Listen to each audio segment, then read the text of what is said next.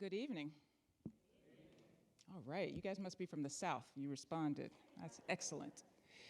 Welcome. My name is Kim McLaren. I'm a professor in the Department of Writing, Literature, and Publishing here at Emerson and the interim dean of Graduate and Professional Studies.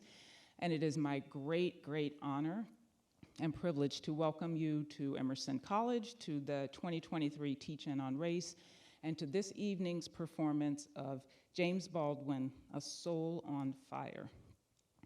I'm going to begin the performance by reading from the foreword of this book, James Baldwin's A Soul on Fire. The foreword was written by David Leeming, who was James Baldwin's biographer and personal secretary. And the book was written by Howard Simon and edited by our performer tonight, Charles Reese. And I want to note that after the performance, there will be a brief Q&A, and the first 5 members of the audience who ask a question will receive an autographed copy of this book. Yes, so make notes, start writing questions. So this is written by David Leeming. Writing in the New York Times on April 12, 2000, David DeWitt called the off-Broadway production of Howard B. Simon's James Baldwin's A Soul on Fire, quote, the best sort of theatrical biography, and praised the passionate performance of the lead actor, Charles Reese. Howard Simon has passed away, but Charles Reese is still with us, and he has made it his life's work to keep the public's attention on the play and on the late James Baldwin's soul, as revealed in the play.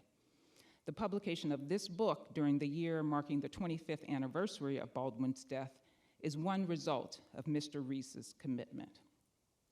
I met Charles Reese 10 years ago at Indigo Cafe in Brooklyn.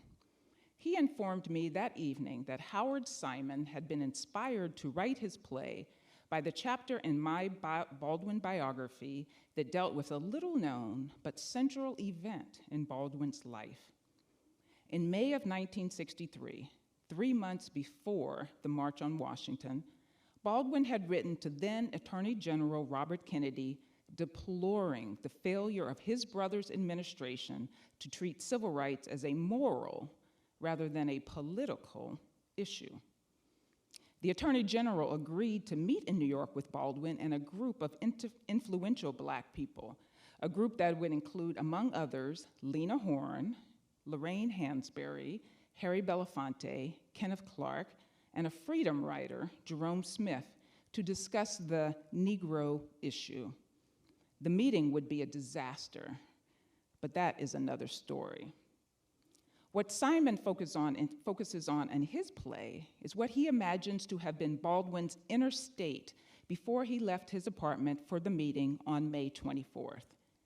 As a Baldwin friend and biographer, I can attest to the accuracy of Simon's imagination, and as one who has seen the play, to Reese's interpretation of Simon's vision. Baldwin was in many ways a burning soul, a man who loved the simple joys of life, eating, singing, loving, but he was above all a prophet, a man possessed by the driving and demanding need to remind his people, Black and white, of how they had lost sight of the right path. He and his friends would remind Kennedy of that moral blindness. When in the meeting, Kennedy suggested that Black people, like his fellow Irishmen, could pull themselves up by their bootstraps, and that in, 40 years or so, one might even become president, Baldwin reminded him that Blacks had arrived here long before the Irish, and that an Irishman was now president, whereas Black people were still required to, quote, supplicate and beg you for justice. James Baldwin was, of course, right. And ironically, Kennedy was also close to being right in his rhetorical estimate of the time it would take for a Black man to become president. Please welcome Charles Reese.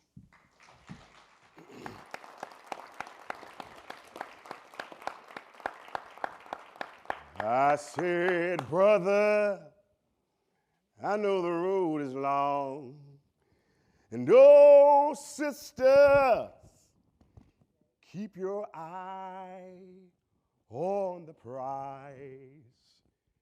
Keep your eye on the prize. Hold on. James Arthur Baldwin, keep your eye on the prize. Keep your eye on that prize. James Arthur Baldwin, people, keep your eye on the prize. Hold on, hold on. James Arthur Baldwin. We have called our brother's name 3 times, and he did not answer. Therefore, James Arthur Baldwin must be gone. Because if James Baldwin was here, he would have answered when his name was called. So I think you all need to stand up on your feet and let's see if Baldwin will come into this room. Keep your eye on the prize. You go, hold on, hold on. I said, keep your eye on the prize. Come on. Keep your eye on the prize. Come on. I said, keep your eye on the prize. Keep your eye on the prize. Listen, Paul and Silas thought they were lost. The dungeon shook and the chain came off. Keep your eye on the prize. Come on. Keep your eye on the prize.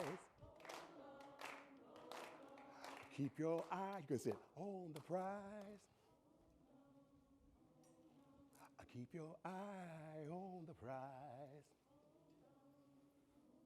Lift every voice and sing till earth and heaven ring. Ring with the harmonies of liberty. Let our rejoicings rise high as the listening skies. Let it resound loud as the rolling sea. Sing a song full of the faith that the dark past has taught us. Sing a song full of the hope that the present has taught us, facing the rising sun of our new day begun. Let us march on till victory is won. Stony the road we trod, bitter the chastening rod, felt in the days when hope unborn had died. Yet with a steady beat have not our weary feet come to the places for which our fathers sighed. We have come over a way that with tears have been watered. We've come treading the path of the blood of the slaughtered, out from the gloomy past, till now we stand at last where the white gleam of our bright stars cast.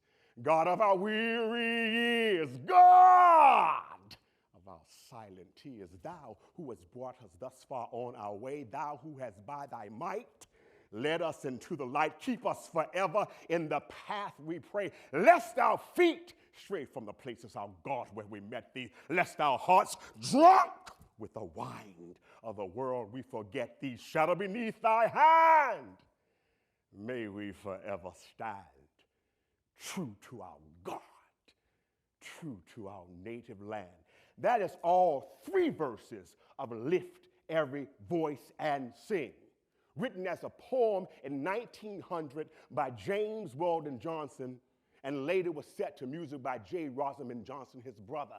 It is known as the Negro National Anthem, and if you saw the Super Bowl on Sunday, Emmy Award winner Shirley Ralph led with that song. Welcome to an evening with James Baldwin in history. I'm Charles Reese, your host. I'm going to take you back a little bit and take you into a little time called 1963 with this timeline. Take a look at that back there. Keep your eye on the prize. Hold on, hold on. Yeah, keep your eye on the prize.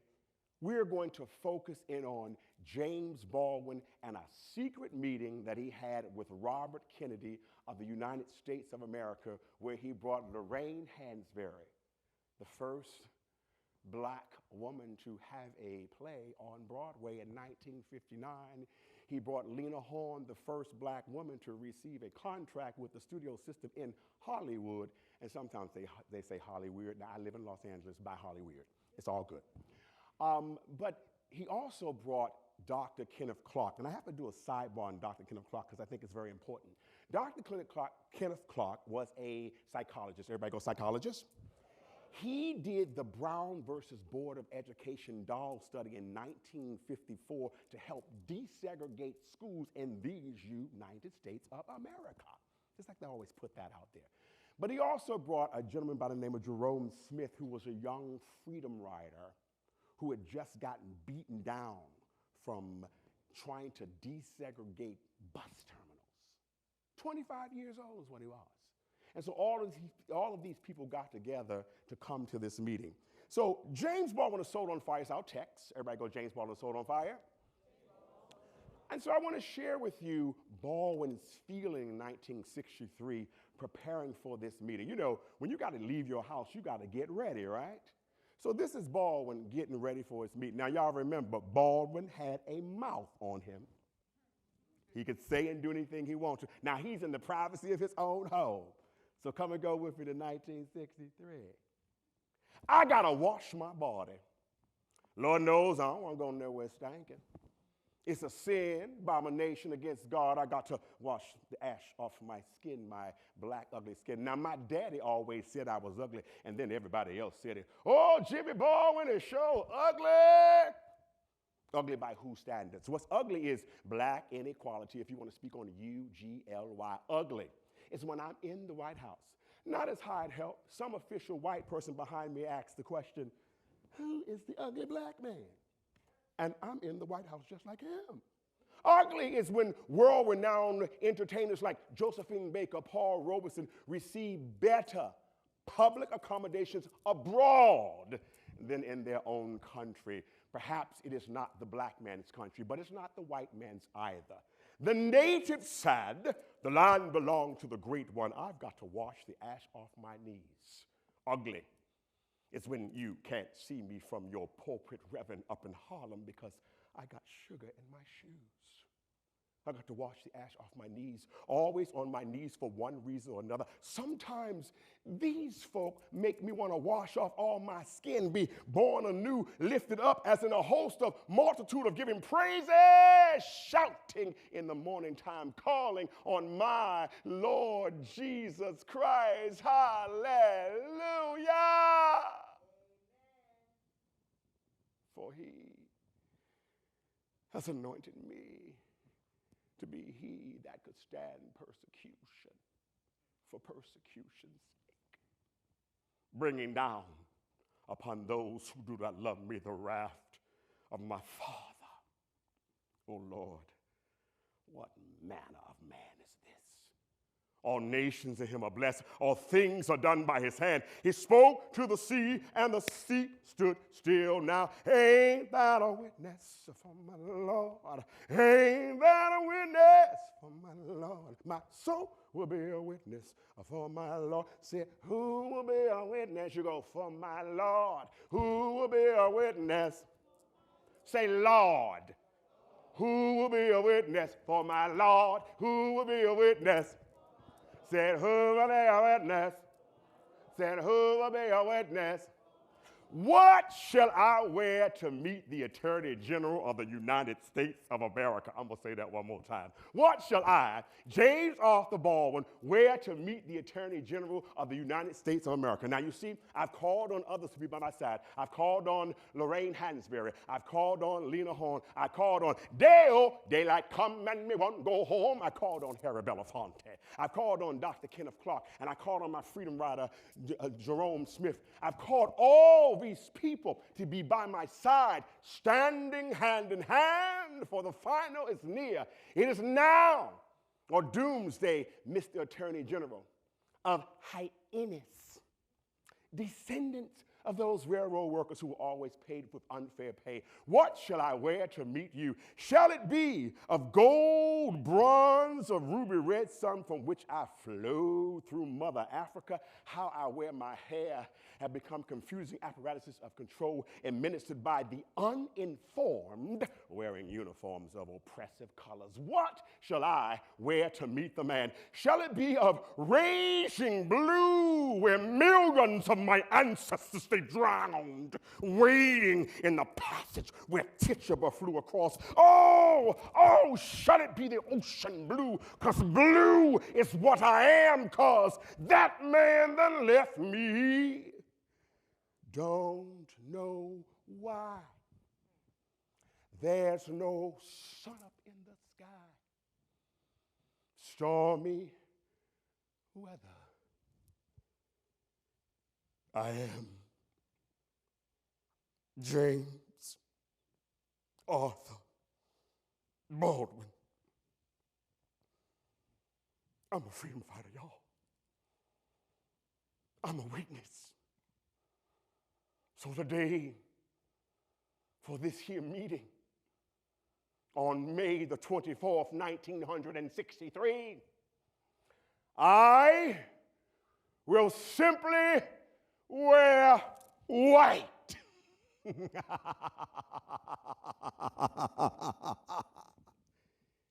Keep your eye on the prize, not prizes.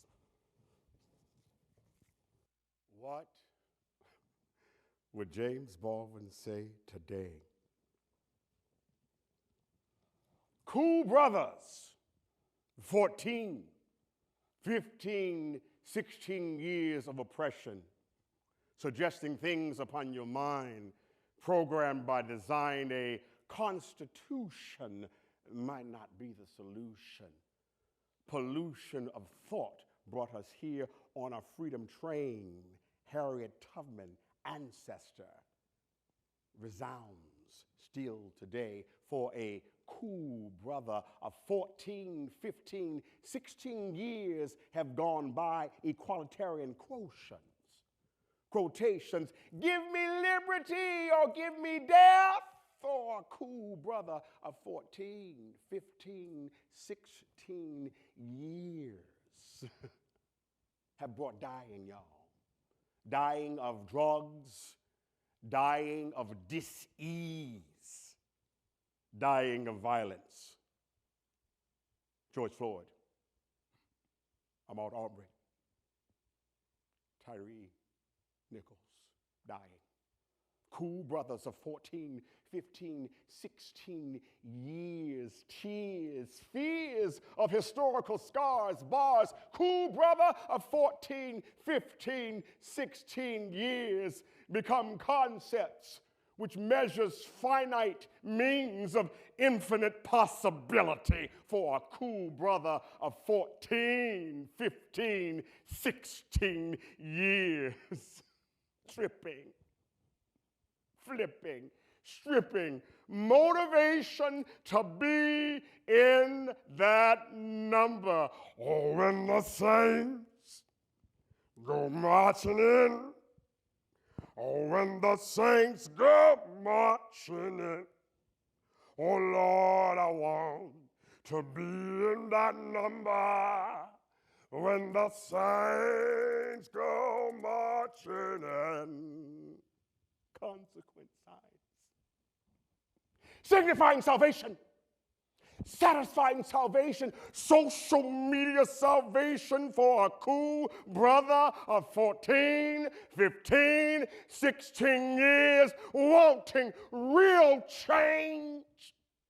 Nickel and diming, nickel and diming, nickel and diming, nickel and diming, nickel and diming. The time is now. The time is now. The time is now. To be, she be, he be, they all be down for the cause. Pause.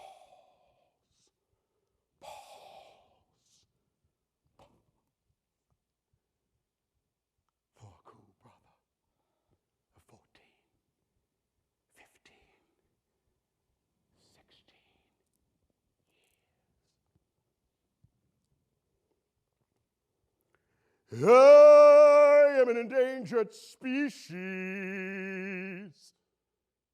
but I sing no victim song. I am your cool brother. I'm an artist, and I know where my voice belongs. Today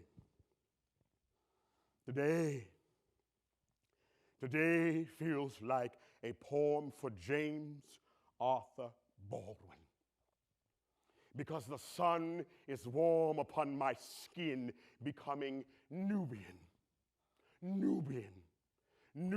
a new being, a cool African vibe, a preaching man in the park with no home, no church, cutting across lines of imperceptibility, because we are so near, we hear far away, our children's faint, fading breath, which blows beyond our reach for a poem, is how I'm feeling. I'm feeling encyclical, sine, cosine, infinite phrases can be meted in a poem on a day like today. Here we are in the Simmel Theater, Emerson College, Teach in Race, kicking it off today. Today is the ending of colonized notions of self-proclaiming liberty, for within this poem, in this Teach in Race for these next couple of days, we are moving. We are taking action. We are moving beyond the limits of state apparatuses, starting to control freedom outside of its natural formations, where our poems are our songs, and our songs are our poems. Langston Hughes wrote these words in 1927. I've known rivers ancient as the world and older than the flow of human blood and human vein. My soul has grown deep like the rivers. I bathed in the Euphrates when dawns were young. I built my hut near the Congo, and it lulled me to sleep. I looked upon the Nile and raised the pyramids above it. I heard the singing of the Mississippi. M-I, cricket letter, I, cricket letter, I, humpback, I. Now that's how my mama taught me how to spell Mississippi. I heard the singing of the Mississippi when Abe Lincoln went down to New Orleans, and I've seen its muddy bosom turn all golden in the sunset. I've known rivers, ancient, dusky rivers. A poem is a song, and a song is a poem. That ancestor, Maya Angelou, she said, you may write me down in history with your bitter, twisted lies. You may trod me in the very dirt, but still, like dust, I will rise. A poem is a song, and a song is a poem. Sam Cooke sang it best for me. He said, I was born by the river in a little tent.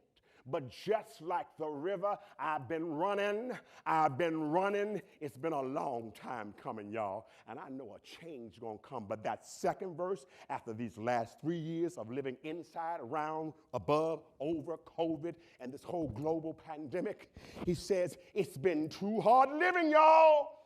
And I'm afraid to die, because I don't know what's up there beyond the sky. It's been a long time coming, but a change gonna come. Change will come. Poem, song, poem. A song and a poem will save your life sometimes. It will make you shout, hallelujah, hallelujah, hallelujah, ashe, ashe, amen, amen, hotep, shalom. A poem is a song. We are moved by poems. We are moved by songs. We are changed by poems. We're changed by songs. So today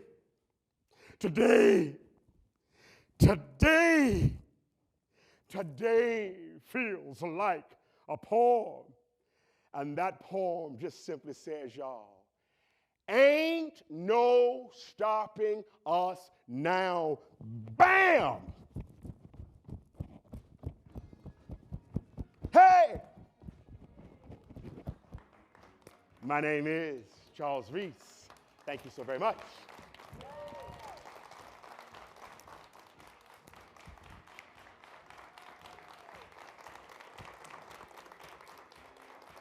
And you can begin. Hey, darling.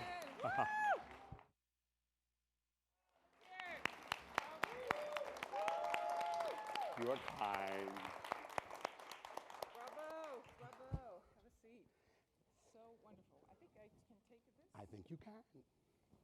Wow. All right. All right, I have to catch my breath after that. That was amazing. Thank you so much. And we have a few minutes for Q&A. So remember, the first 5 audience members who ask a question get an autographed copy of the book. And we're just going to take a few minutes. Oh, wait. I get the first one, actually. And then you can come. But I got you right there. All right.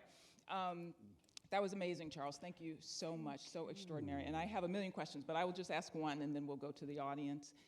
And I just had such a wealth of emotions watching that, and so many things I want to say. But because the Say it. Well, We got time. Say it. we got time.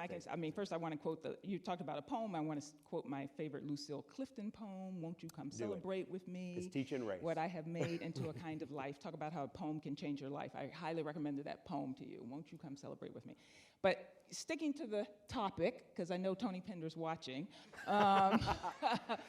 Tony Pender is the boss. He is the boss, which is teaching truthfully about race in the academy and other words, and thinking about James Baldwin and thinking about how he spoke the truth, and particularly when he was writing this, The Fire Next Time, he, as you read, it's some of my favorite passages, but I find them so bittersweet because when he wrote them, he believed that just speaking the truth would call America to its higher self. And here we are. 60 years later. Right, 1963, I'm gonna just tell you, I wasn't even born. I was very close. I might have been gestating, but I wasn't actually born. I like how she said that one in out. 1963. So I wasn't alive, and now I'm not young, and here we are. Yeah. So I guess my question is, what would James Baldwin say today about whether speaking truthfully is sufficient? That's a small question, but Well, it's actually a large question. The way I usually answer Baldwin questions, I send people to the books because they still hold true. I will send you to The Fire Next Time. I'll send you to Another Country. I'm just calling the books out. And I will send you to Nobody Knows My Name. Because all of those books, and I'm going to reread, I think to the end of time, I may never get through all of Baldwin. We're not even going to talk about the essays and how they play in the thing, but just those 3 books, their answers there. But I believe, though, to just add on to that, just as a personal note, so I met James Baldwin when I was a freshman in college, and let me tell you, you can touch me. But now, when you hear the story, you have to laugh because we were freshmen. Dr. Pender was there. Well, it's too late now. Listen, I'm so happy to be 60. Y'all just don't know. I'm celebrating for 6 months. It's called 6 for 60. So this was a part of my birthday celebration. So listen, I'm grateful, okay? But so when I was a freshman at Morehouse, we were going through a whole interesting crisis. And the reason why I did the Cool Brothers poem, because when I was a freshman, the Wayne Williams case was going on, where over 25, 26 black young folk were murdered. Yeah. And they were having this trial. The trial was going on. James Baldwin was hired at that time by Playboy magazine. Don't judge. But because Playboy magazine would hire some of the great writers because they knew who their audience was. So he was hired by Playboy to come and do a one-off story on the Wayne Williams, and you know it as the Atlanta child murders. But I say Wayne Williams because that's the person that they convicted only for 2 of the murders. So what happened to the other 24 plus folk? And so during that time, we had like more, it was a curfew time. I was coming up through on Fair Street. If you're all in Atlanta, Georgia, go look it up, it's changed now. And I was coming up the back little way, and this man had on a cape. And I came right up to him. He looked at me and says, "Ma, you have eyes like mine." And I said, "Thank you very much." Knew who he was, and then I ran. That's what 18 will do for you. That's why I said 25, y'all. Don't let it fool you. And I ran, and then We knew he was on campus, but he was always late for these meetings. So every time I would go to a meeting, they were like, oh, it's been 2 hours, he ain't coming. So guess what I do? I guess that one sentence, because I talk about it in the back of the book, that one sentence must have said something to me. In 1985, the playwright now, who's gone now, we actually went to Paris looking for James Baldwin with actually $40 in our pocket because we had our degrees and we thought, okay, someone's going to take us in. That's how green we were. We got to Europe looking for Baldwin, and guess what? Baldwin was not in Europe in the summer of 1985 after we graduated. He was in America. Then he dies 2 years later. So I never got to meet. So I always say that maybe that's one of the reasons that all of this kind of like came about. But I say that because Cool Brothers is kind of sort of have become, it's something I've added to the piece. It's something that Howard Simon, the playwright of this, wrote in 1997. I've just updated it with a few words. So that's what he was saying. So they all kind of, writers sometimes can shoot off of each other and have same thoughts and opinions. So I think the Baldwin would be saying something like the Cool Brothers because we are still dying. And it was ironic when I was trying to go through the 10 years and we found that description of police brutality. And just so you'll know, that little clip that you saw with Nikki Giovanni and James Baldwin, you can see the full version on YouTube. It comes from a TV show called Soul. And here's another Boston thing that's getting ready to come out. So WGBH-TV was affiliate of WNET, and Soul was a show by Ellis Hazlitt where he was one of the first black hosts, and it was done on public TV. And he had that conversation between Nikki Giovanni and James Baldwin. They taped it and showed it live, but they taped it in London. Yeah, so. It's an extraordinary conversation. I've seen it. It is amazing. And he does also address the whole subject, as you know, of police brutality in his essay or report from Occupied Territory about police in Harlem, which pretty much says what it is. So, yes, I'm going to start with the lady in the white. You had the first one. You get it. I saw your hand.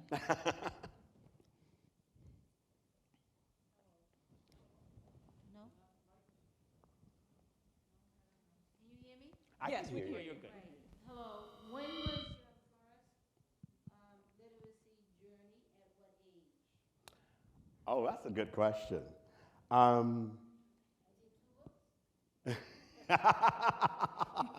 I'll let them do that. I'm going to go to my 6th grade teacher. Her name is Mrs. Lillian L. Falk. And the reason why I say it like that, because Mrs. Lillian L. Falk introduced me to Langston Hughes, and this was my first poem that I ever had to do. I too sing America. I am the darker brother. They send me to eat in the kitchen when company comes, but I laugh. Eat well and grow strong. Tomorrow I will eat at the table when company comes, and no one will dare say to me then, eat in the kitchen. Then besides, they will see how beautiful I am and be ashamed. Mrs. Lillian Falk.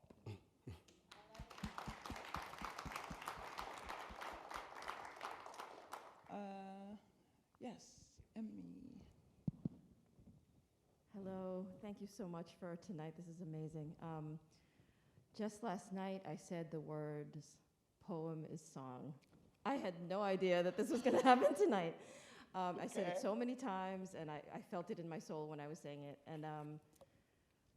And okay, so my question is, do you have a word for the writers and poets in the room about, or to equip us in some way for the work of our writing, our poetry writing, our whatever writing whatever writing path we choose to take, so that we can carry on. Carry on. Carry on, and I hear you. Yeah, thank you. I hear you loud and clear. And I always tell people, I'm the one that inspires writers. I couldn't write as well, so I found me a writer to write something for me. But what I will say is, I will go back to Baldwin. I think the best thing that we all can do, and the quote is, to continue to go where your blood beats. Because, and the part of the quote is, if you don't live the only life that you have, you won't live some other life, you won't live any life at all. That's the whole quote. Well, I don't know where that came from. It came out of the way. No. So the reason why, and I use that most times when I'm posting and doing things, because I have to remind myself, and more specifically since we've gone through COVID. Remember, COVID has affected everybody. We won't know some of the results of what the effect of COVID is going to happen until years later. So you best believe while you're breathing and doing what you're doing now, you just better go where your blood beats. And trust that. And as he said in this book, that's why I want everyone to go back and read all of it for yourself. Because he said, trust no one's, trust your experience. Writing is about your experience and what you get to do. I am fortunate enough that I have a writer, a friend of mine, that I'm in charge of all of his work, so I'm rediscovering it. But a lot of it is things about my life that I have witnessed now, and I can come back and play. The joy that I get about this work that I'm presenting now, because people will say, I want to see the play. No, I'm teaching the play because the play itself now derived from another source, so that we begin to figure out how we take our archival things and make them work for today. So each time you come and see this salon, I'll be adding different things, but the story of James Baldwin remains the same. If that help you at all. And always relevant. Yeah, and at the beginning, the speech that you had at the beginning Yes. would speak to that, right? It's the artist's struggle for integrity, Yes, which is that's a great one. where he talks about this. Emmy, he talks about the role of the artist, right? We are useful in the way that sand is useful, right? Like it's one of my favorite essays, and it's about our obligation to our society, which is to bring people, right? The role of the artist is to illuminate the darkness in which most people live. So most people live in almost total darkness. Yeah. And the role of the artist is to take a candle into that darkness and lead at least one person out. And I want to say, to add on to that, the reason why we are beginning to, that curation at the very beginning, and the reason why we play it over and over again, because you will finally get the words. They come and we play it over. I was so happy to hear that. The person that put that together for me, it's another person I have in my camp now. She's 22 years old. She just graduated from Spelman in 2020. Her name is Ming Joy Washington. And what we're doing is that we call it the Baldwin Project 100. We're going to be adding on to that. Every time you come, you're going to see some more things. And at one point, she wants to actually do a full exhibition of all of these images that we're curating. She has over 150 plus things that she's already curated. Excellent. And I said, why don't we do it in sections? So I say that because she's 22. She graduated from Spelman's curatorial program in museum studies. And I find her so amazing. She teaches me so much. Young people so do that. Work with young folk as well. All right, we got 3 more. One more, right there. My question, I heard you say that you were teaching a class. Are you an educator? I am an equal opportunity employer. I have the joy of, I'm an actor by trade, first and foremost. And people say, what do you do? You can catch me on YouTube. You can catch me on Amazon Prime, a little show called Beauty and the Ball. I play this little chef. That's running. It'll be running for the beginning of time because we did 1 season.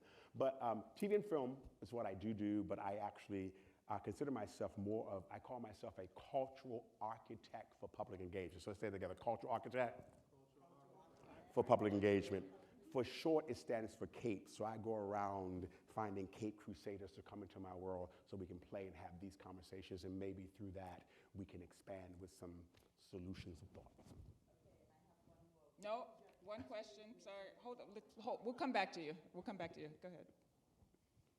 Good evening. Thank you so much for the presentation. Really appreciate it. My question comes about love. It's a really difficult intersection. Baldwin spent a lot of time in Turkey, and we see the devastation that happened in the country. We see the difficulties in the U.S. With now certain politicians calling AP African American Studies not lacking value. So what can we do on an individual level for us to continue spreading that love that Baldwin preaches, essay after essay and book after book? Thank you. Wow. Well, first of all, it seems to me, just listening to you, that you're the one that's spreading love now, so keep doing that. Because I think we don't take for granted how we can make a difference just in our just small circles. We look at the world like this, and when you look at all that, you will be frustrated. Listen, I made it to 60. I didn't make it to 60 just because, thank God, but I'm grateful for it. I'm taking all the lessons that I learned. But love is a very powerful thing, and it's something that sometimes we are afraid of it. And so because of that, let's just take fear out of the equation, and let's just take one day at a time. I was talking to someone in the building, and they were talking about, I want my career to do this and that and the other. And I said, well, just write down 5 things, and just let those 5 things sit and see what you get done. If you don't get all 5 done, don't be upset with yourself, but look at the ones that you do get done. So take that out with love. Just go work within your own community first. Because I think a lot of times we always want to go outside of ourselves and we think it's out there. And if we try it over and over and over again and get the same results, maybe we want to try something different. So that's the quick version of that. But I think inside your heart, you already know. Don't be afraid to let it come on out. Is that all right? Okay. Since you were the man, I'm going to let you answer. I'm not going to answer that question because I would have a completely different answer to that question. But, but we'll leave it at that, right? I think love is a much more complicated word than we use, and we misuse it, and we think it's a solution. And I just have many, many, many more thoughts about that. But we will. We can go on the road for that. We'll go into that some other time. Find me after the program. Well, I'm going to spend the summer with you. Who else we got next, Matthew? I've never seen a literary salon before, so thank you for introducing me.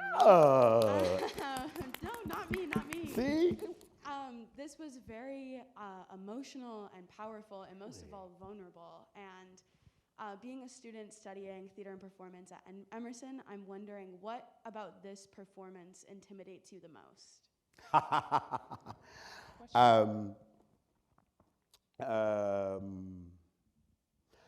I think the most intimidating thing for me is coming into a space of people you really don't know. You never know what your audience is going to do and how they're going to receive you. That can be very intimidating, and I get nervous, as quiet as it's kept. And so what I do, that's why I always come to spaces early. And I always like to fly in early to allow myself the freedom to be okay with whatever it's going to be. Yes, intimidation might be there, but at some point, you have to use it. So when I'm talking about cool brother and I got to go, oh, and the saints, I got to go inside of my gut and find it. And the only way I can get there if I release, because I don't want to get stuck in there. And you also have to, I want everybody to do this right now. Just hold yourself. Everybody just do this right now. Just hold yourself.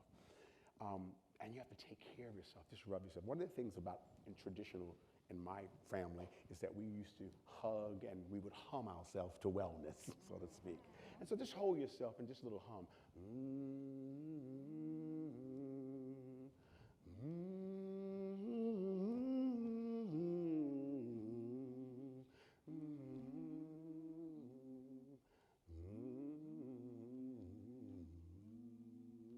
And the intimidation is gone.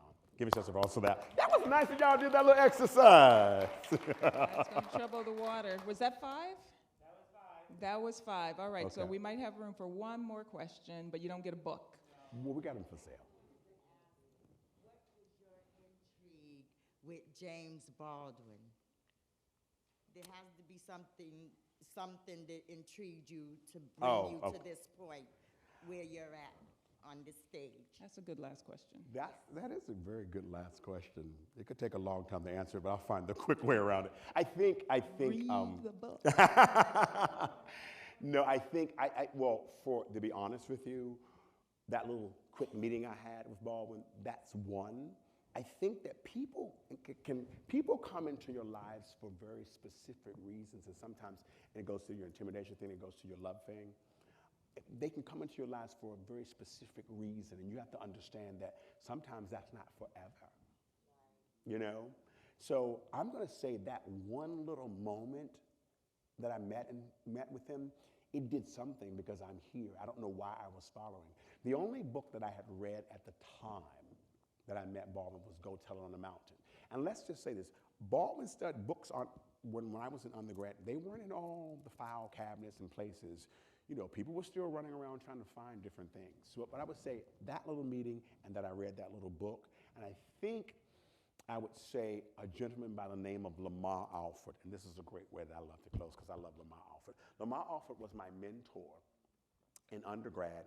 He was the original person in Godspell. He did all those high runs, and he was teaching at Morehouse. He didn't know James Baldwin in New York and a lot of other people, but what he did for me was he did allow me the process of going, you should read these different people. And so I started reading more Baldwin after I graduated from undergrad. And I got the pleasure of being friends with David Leeming, who's Baldwin's biographer. We used to live around the corner from each other in New York, and we would have dinner, and I would have all these conversations around Baldwin from his secretary.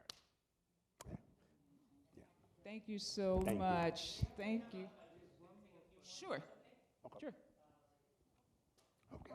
So Go I'm ahead. not sure Give the if people what they I'll want. articulate this question correctly, but first of all, I do appreciate the performance. I think it was very powerful.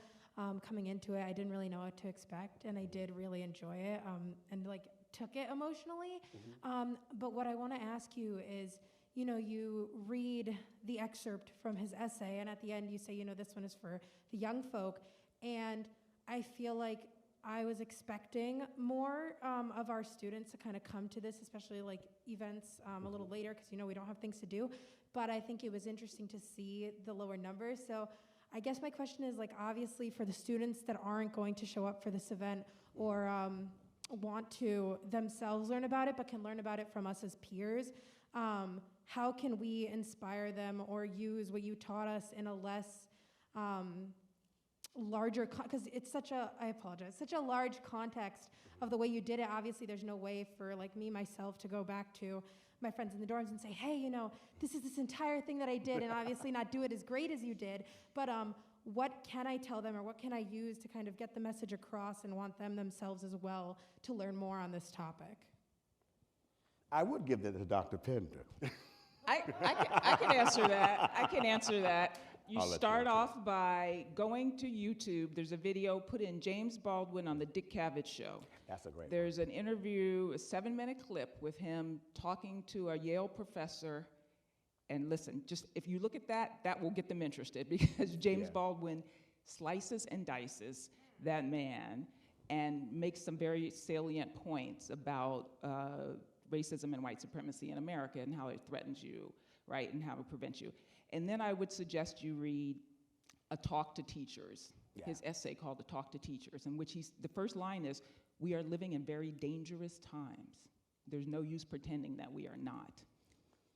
And he's talking to teachers, and he says, when you try to teach the truth about what this country is, you will face the most determined, the most violent, and the most angry resistance. And he wrote that in like 1965. Right, yeah. So to your point about what's happening in Florida right now, James Baldwin predicted it. He was prophetic. So if you show them that video clip, which is James Baldwin and all his amazing brilliance, and then they read that essay, if they don't get hooked on James Baldwin, I will give you $5. I'll up that one. You know, I think that's the perfect answer. I understand what you were saying, and I think a lot of times, never let numbers be your, it's not a judgment call, but never worry about numbers. You were here because you were supposed to get here, and you get to share it in any way you feel necessary. That's your gift. My job is just to express what it is, because a lot of people go, is it the play? And I have been working on this for over 22 years, from play to getting the book pledged. My playwright died 22 years ago. He died on the day we got the New York Times Review, so he never got to see this. But I've been able to kind of sort of migrate, and that's how life goes. You know, you go to different ways. So I call it a literary salon, which is really based on Harlem salons, where you have a little bit of art, you have a little bit of culture, and you will touch on every areas. You know what you want to tell your folk, and you share it with what she gave you. You share it as needed on your terms. Okay? Wonderful.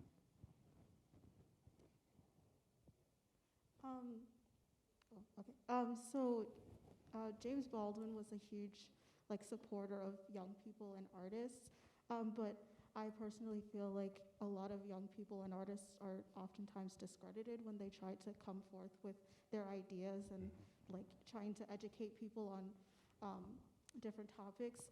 So I just was wondering if you had any words of encouragement or advice on how, for us as young artists here at Emerson, anyway, young artists, how to get our messages across, how to make ourselves heard, and how to put ourselves into these spaces where people might not really be willing to listen to us. That's a very powerful question. And I probably was saying that at the same time when I was an undergrad. How did I go about doing this? The difference, I will say, between the time that I met Baldwin until now in my new age phase is that, you know, we didn't have social media and all the things that we have now. So, of course, you know, social media is one of the ways to figure out how to do your things. We have independent publishing and all those different things. But I'm going to go this route. Find your tribe. Who is your tribe? One of the things when I first got to LA, the reason why I ended up getting a TV show was because I knew this guy for 30 years. He says, I'm writing this show, we're going to create a web show, and I made it all the way to the TV show. He has since passed on, but it took him 25 years to say that, but it happened. So find a tribe that you can continue with, like minds, so to speak, because one thing about Baldwin, his house is gone now, by the way, and I have a brick from the house, thank God, in St. Paul. I'll tell you about that at another time. But one of the things about Baldwin that was so important, his tribe, Maya Angelou, Nina Simone, Harry Belafonte, his house in the southern part of France was almost like, they called it the welcome table.